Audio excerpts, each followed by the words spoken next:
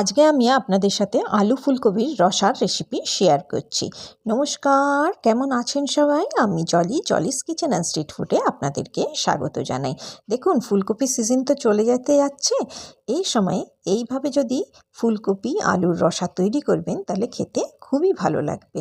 আমি একটা ফুলকপিকে এইভাবে কেটে নিয়েছি, 3টে আলু নিয়েছি, আমি এই সাইজের আলু নিয়েছি, নিয়ে আমি 6 টুকরো করে কেটে নিয়েছি। মশলা বানানোর জন্য আমি 2টো পেঁয়াজকে কুচিয়ে নিয়েছি। আমি এই সাইজের পেঁয়াজ 2টো নিয়েছি।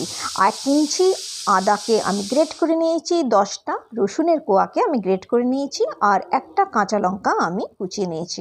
তারপরে আমি গ্যাস অন করে কড়াই বসিয়ে দিয়েছি। কড়াই গরম হলে আমি তাতে তেল দিয়ে দিয়েছি, কারণ আমি এতে আলু আর ফুলকপিটা ভালো করে ভেজে নেব। প্রথমে আমি ফুলকপিগুলো দিয়ে দিচ্ছি। ফুলকপিগুলো লালচে করে ভেজে নিতে হবে। দেখুন, রেস্টুরেন্ট স্টাইল বা ধাবা স্টাইলে আলু ফুলকপির রসা বানাতে গেলে একটু তেল দিতে হয় আর একটু ভালোভাবে ভাজতে হয়, আর শেষের দিকের ফুলকপিগুলো একটু ভালোভাবে না ভাজলে খেতে ভালো লাগে না তরকারি। দেখুন, ঠিক এইরকমভাবে লাল করে আপনারা ভেজে নেবেন। আমার ফুলকপিগুলো লাল করে ভাজা হয়ে গেছে, আর এই সময় প্রায় ফুলকপিগুলো অর্ধেক সেদ্ধও হয়ে যায়। আমি এখন ফুলকপিগুলোকে কড়াই থেকে নামিয়ে নিচ্ছি। সমস্ত ফুলকপিগুলো কড়াই থেকে নামিয়ে নেবার পরে এই তেলের মধ্যে আমি আলুগুলোকেও ভেজে নেব। আলুগুলো আমি এখন সব এর মধ্যে দিয়ে দিচ্ছি। দিয়ে দেবার পরে আলুগুলোকে সোনালি কালার হওয়া অবধি আমি ভেজে নিচ্ছি। দেখুন, এখানে আমার আলুগুলো প্রায় সোনালি কালার হয়ে গেছে। আমি এখন আলুগুলোকে নামিয়ে নিচ্ছি। তারপরে আমি 2 চামচের মধ্যে তেল দিয়ে দিচ্ছি। তেলটা গরম হয়ে যাবার পরে আমি এখানে ফোড়ন দিচ্ছি।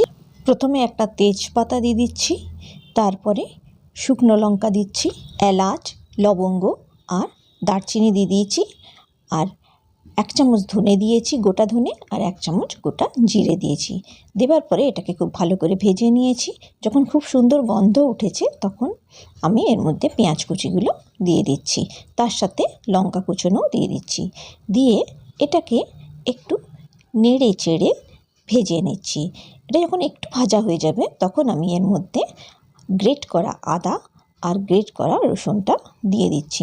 দেবার পরে এটা খুব ভালোভাবে আমি এখন ভেজে নিচ্ছি। মশলাটা একটু লালচে করে ভেজে নিতে হবে, কেন এই মশলাটা যত সুন্দর ভাজা হবে তরকারিটা খেতে তত ভালো হবে। দেখুন, এখানে আমার পেঁয়াজ, আদা, রসুন সব খুব সুন্দরভাবে ভাজা হয়ে গেছে আর তেলও বেরিয়ে এসছে। এখন আমি একটা মশলা দেবো। মশলাটা হলো, একটা বাটিতে আমি 1 চামচ হলুদ গুঁড়ো, 1 চামচ লঙ্কার গুঁড়ো, 1 চামচ ধনের গুঁড়ো, 1/2 চামচ জিরের গুঁড়ো, আর 1/2 চামচ কাশ্মীরি লঙ্কার গুঁড়ো দিয়েছি, আর 1/2 চামচ গরম মশলা গুঁড়ো দিয়েছি, আর 1 চামচ কস্তুরি মেথি দিয়েছি।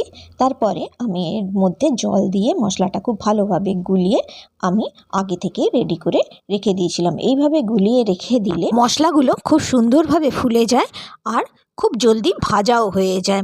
এখন আমি এই বাটির মশলাটা পেঁয়াজের মধ্যে দিয়ে দিচ্ছি।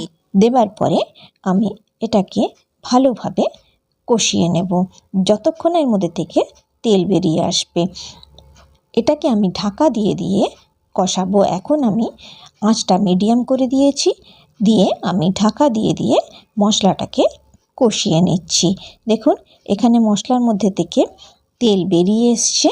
ঠিক এই সময় আমি 2টো টমেটোকে মিক্সিতে পিষে রেখেছিলাম, সেই টমেটোর পেস্টটা এর মধ্যে এখন আমি দিয়ে দিচ্ছি। দেবার পরে আমি মশলার সাথে টমেটোটা একটু নাড়িয়ে নিচ্ছি। নাড়িয়ে নেবার পরে আমি এর মধ্যে 1.5 চামচ নুন দিয়ে দিচ্ছি। নুন দেবার পরে আমি এটাকে খুব ভালো করে নাড়িয়ে এটাকে ঢেকে ভাজতে দিয়ে দিচ্ছি। এখন আমি গ্যাসের আঁচটা মিডিয়াম টু লোতে রেখেছি। 5 মিনিট পরে আমি ঢাকা খুলেছি। এখন এর ভেতর থেকে অল্প অল্প তেল বেরিয়েছে, কিন্তু এখনও অবধি পুরোপুরিভাবে ভাজা হয়নি। সেই জন্য আমি ঢাকা দিয়ে এটাকে 3 মিনিটের জন্য আবার রেখে দিয়েছিলাম। 3 মিনিট পরে আমি ঢাকনা খুলেছি। তারপরে আমি এটা আরও 3 মিনিট ভালোভাবে মশলাটাকে কষিয়ে নিচ্ছি। দেখুন এখানে আমার মশলাটা কষানো প্রায় হয়ে গেছে, তেল বেরিয়ে এসছে। এখন আমি এর মধ্যে আলু আর ফুলকপি ভাজাটা দিয়ে দিচ্ছি। দিয়ে আলু, ফুলকপি আর মশলা দিয়ে ভালোভাবে আবার কষিয়ে নিচ্ছি, যাতে আলু আর ফুলকপির মধ্যে মশলাটা ভালোভাবে ঢুকে যায়। আজকের রেসিপিটি যদি আপনাদের ভালো লেগে থাকে তাহলে নিশ্চয়ই আমার চ্যানেলটিকে সাবস্ক্রাইব করবেন, বন্ধুদের সাথে শেয়ার করবেন আর একটি লাইক নিশ্চয়ই করবেন। দেখুন আলু, ফুলকপি আর মশলা সব খুব সুন্দরভাবে আমার কষানো হয়ে গেছে। এখন আমি এর মধ্যে হাফ কাপ মটরশুঁটি দিচ্ছি আর পরিমাণ মতন জল দিচ্ছি। এটা বেশি ঝোল হয় না, তরকারিটা মাখামাখাই হয়, সেই জন্য আমি অল্প জল দিয়েছি। দিয়ে এটাকে আমি ঢেকে 5 মিনিটের জন্য সেদ্ধ হতে দিয়েছি। 5 মিনিট পরে আমি ঢাকনা খুলেছি। দেখুন আমার আলু, ফুলকপি সব সেদ্ধ হয়ে গেছে। রান্নাটা প্রায় কমপ্লিট হয়ে গেছে। একবার ফুলকপি এইভাবে বানিয়ে দেখবেন, খেতে কিন্তু খুব ভালো হয়। আর এই তরকারিটা দিয়ে আপনি গরম ভাত, রুটি, লুচি, পরোটা সব কিছু দিয়েই খেতে পারেন। লাস্টের দিকে আমি একটু ধনেপাতার কুচি ওপর থেকে ছড়িয়ে দিচ্ছি। এই রেসিপিটি আপনাদের কেমন লাগলো আমাকে নিশ্চয়ই কমেন্ট করে জানাবেন। আর আপনারা সবাই খুব ভালো থাকবেন, সুস্থ থাকবেন, সাবধানে থাকবেন আর আমার চ্যানেলটিকে সাবস্ক্রাইব নিশ্চয়ই করবেন।